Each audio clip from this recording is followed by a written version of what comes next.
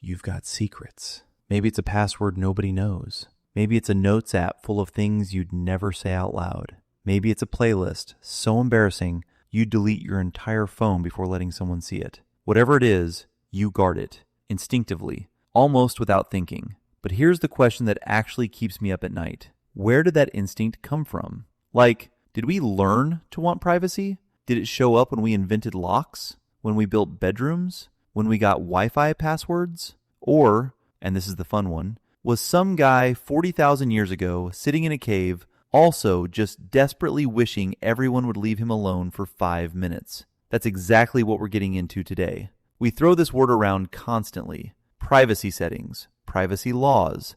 I just need some privacy. But strip it all the way back, like all the way. And privacy is actually just this: information or space that you control and other people don't. That's the whole definition. That's it. Which means, and this is the part people miss, privacy doesn't need walls. It doesn't need a door. It doesn't need a smartphone or a password manager. It just needs the ability to conceal something. And humans, even the really ancient ones, absolutely spectacular at concealing things. In fact, our ability to keep secrets, to show different versions of ourselves depending on who's in the room, that's not some modern social skill we developed. That might be one of the oldest tools in the entire human toolkit, possibly older than language itself. And here's the kicker: it didn't even start with us, chimpanzees, our closest living relatives. Researchers who study them in the wild have caught them doing something genuinely fascinating. A chimp will hide food from a dominant male. Another chimp will completely pretend to be uninterested in a female, like totally unbothered, while a rival is watching. Then the second that rival walks away, he circles right back. Deliberate concealment. Performed indifference. Sound like anyone you know? Chimps and humans split apart roughly 6 million years ago, which means the basic instinct for privacy-type behavior might be 6 million years old. We didn't invent sneakiness. We just got really good at it. Okay, Homo sapiens just showed up. The world is absolutely terrifying. Lions, mammoths, rival human groups who will ruin your entire week, cave bears the size of pickup trucks, no hospitals, no 911, no nothing.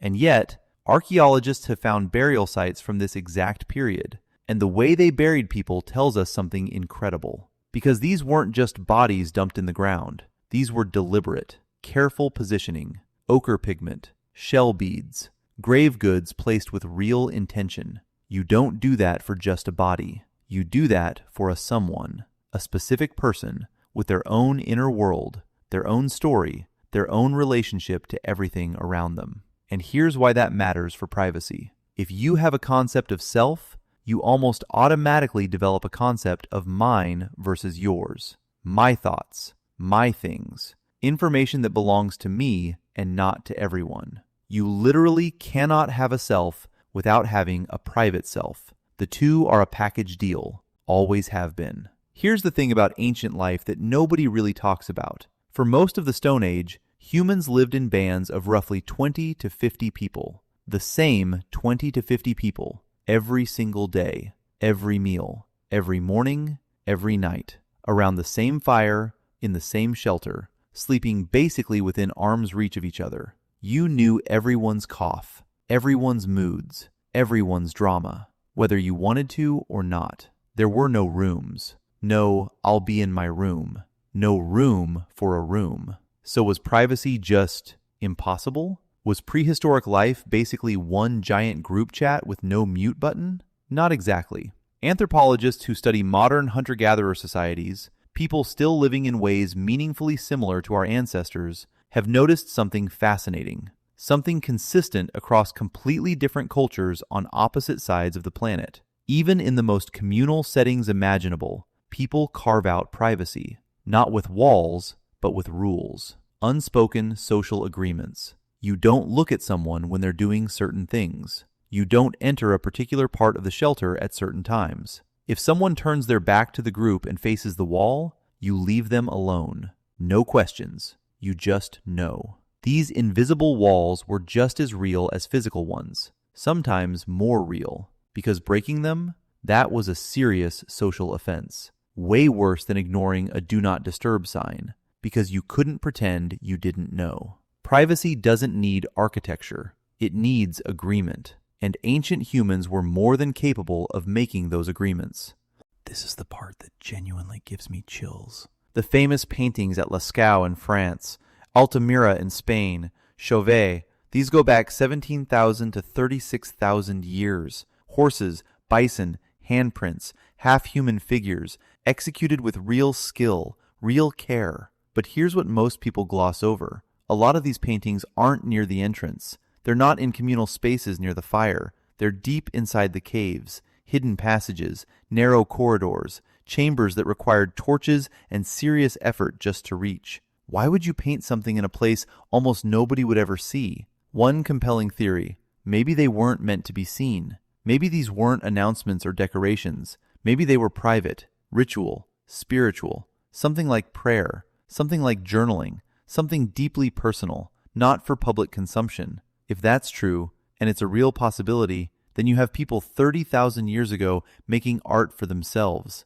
keeping something sacred and interior and hidden from the group. That's an inner life. That's privacy in one of its most profound forms. Okay, one more thing, and this one hits different. Across every culture anthropologists have ever studied, ancient, modern, isolated, interconnected, there's one pattern that never changes. People perform emotions in public that don't match what they actually feel. We smile when we're not okay. We act calm when we're freaking out on the inside. We nod along when someone's explaining something genuinely painful to sit through. We say, "I'm fine," in a tone that means the exact opposite. That gap between who you are on the inside and who you present to the room is not a modern thing. It's not social media anxiety or office politics. It's an ancient survival technology. Because in a small, tight group, the kind humans lived in for hundreds of thousands of years, managing how people perceive you is not just a social nicety. It's life or death. If the group thinks you're weak,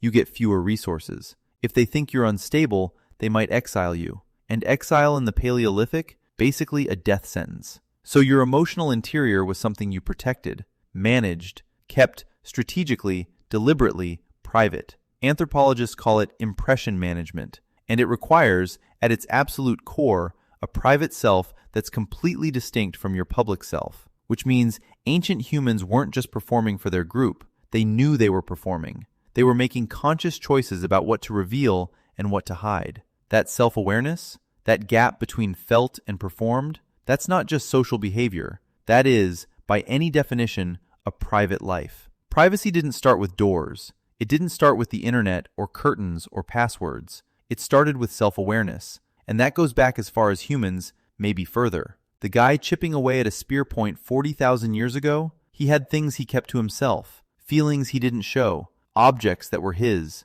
places he went when he needed to be alone. We've always done this. It's not a quirk of modern life. It's not a bug.